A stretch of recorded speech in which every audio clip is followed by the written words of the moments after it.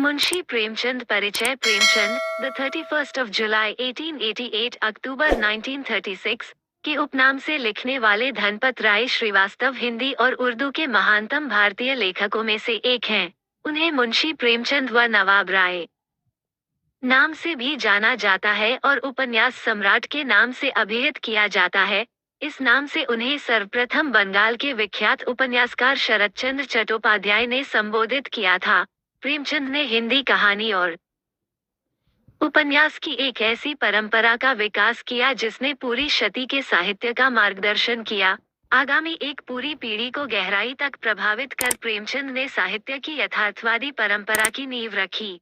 उनका लेखन हिंदी साहित्य की एक ऐसी विरासत है जिसके बिना हिंदी के विकास का अध्ययन अधूरा होगा। वे एक संवेदनशील लेखक, सचेत नागरिक, कुशल वक्ता तथा सुधी संपादक थे। 20वीं शती के पूर्वार्ध में, जब हिंदी में तकनीकी सुविधाओं का अभाव था, उनका योगदान अतुलनीय है। प्रेमचंद के बाद जिन लोगों ने साहित्य को सामाजिक सरोकारों और प्रगतिशील मूल्यों के साथ आगे बढ़ाने का काम किया, उनमें यशपाल से लेकर मुक्तिबोध तक शामिल हैं। जीवन परिचय प्रेमचंद का जन्म 31 जुलाई 1880 को वाराणसी के निकट लम्ही गांव में हुआ था। उनकी माता का नाम आनंदी देवी था तथा पिता मुंशी अजाब राय लम्ही में डाक मुंशी थे। उनकी शिक्षा का आरंभ उर्दू, फारसी से हुआ और जीवनयापन का अध्यापन से। पढ़ने का शौक उन्हें बचपन से ही लग गया। 13 साल की उम्र में ही उन्होंने तिलिस्मे होशरुबा पढ़ लिया और उन्होंने उर्दू के मशहूर रचनाकार रतननाथ, शहरयार, मिर्जा रुसबा और मौलाना शरर के उपन्यासों से परिचय प्राप्त कर लिया।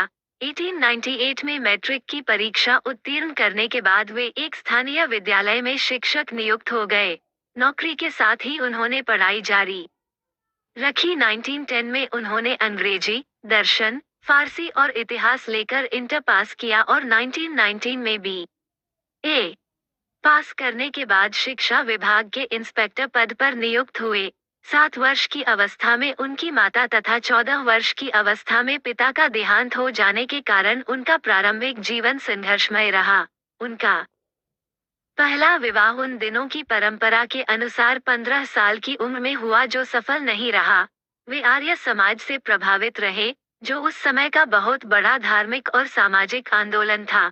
उन्होंने विधवा विवाह का समर्थन किया और 1906 में दूसरा विवाह अपनी प्रगतिशील परंपरा के अनुरूप बाल विधवा शिवरानी देवी से किया।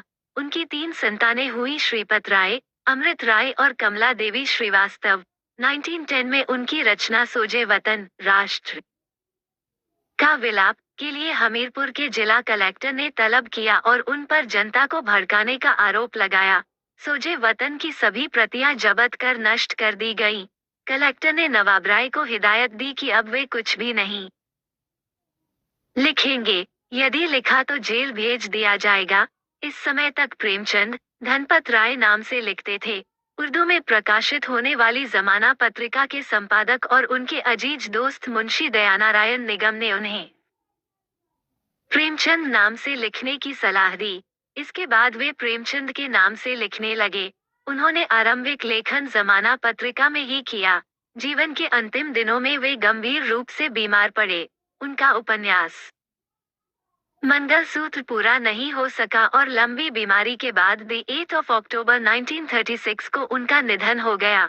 उनका अंतिम उपन्यास मंगलसूत्र उनके पुत्र अमृत ने पूरा किया। पारिवारिक जीवन प्रेमचंद का कुल दरिद्र कायस्थों का था, जिनके पास करीब 6 बीघे जमीन थी और जिनका परिवार बड़ा था। प्रेमचंद के पितामह मुंशी गुरु सहाय लाल पटवारी थे। उनके पिता मुंशी अजायब लाल डाकमुंशी थे और उनका वेतन लगभग 25 रुपये मासिक था। उनकी माँ आनंद देवी सुंदर, सुशील और सुघड़ महिला थी।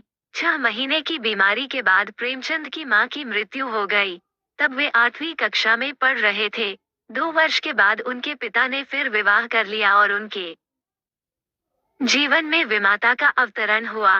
प्रेमचंद के इतिहास में विमाता के अनेक वर्णन हैं। ये स्पष्ट है कि प्रेमचंद के जीवन में मां के अभाव की पूर्ति विमाता द्वारा न हो सकी थी। विवाह जब प्रेमचंद 15 वर्ष के थे, उनका विवाह हो गया। वह विवाह उनके सौतेले नाना ने तय किया था। उस काल के विवरण से लगता है कि लड़की न तो देखने में सुंदर थी, न वह स्वभाव से शीलवती थी। वह झगड़ालू भी थी। प्रेमचंद के कोमल मन का कल्पना भवन मानो नींव रखते रखते ही ढह गया। प्रेमचंद का ये पहला विवाह था। इस विवाह का टूटना आश्चर्य न था। प्रेमचंद की पत्नी के लिए यह विवाह एक दुखद घटना रहा होगा। जीवन पर्यंत यह उनका अभिशाप बन गया। इस सब का दोष भारत की परंपराग्रस्त विवाह प्रणाली पर है, जिसके कारण ये व्यवस्था आवश्यकता से भी अधिक जुए का खेल बन जाती है। प्रेमचंद ने निश्चय किया कि अपना दूसरा विवाह वे किसी विधवा कन्या से करेंगे। यह निश्चय उनके उच्च विचारों और आदर्शों के ही अनुरूप था।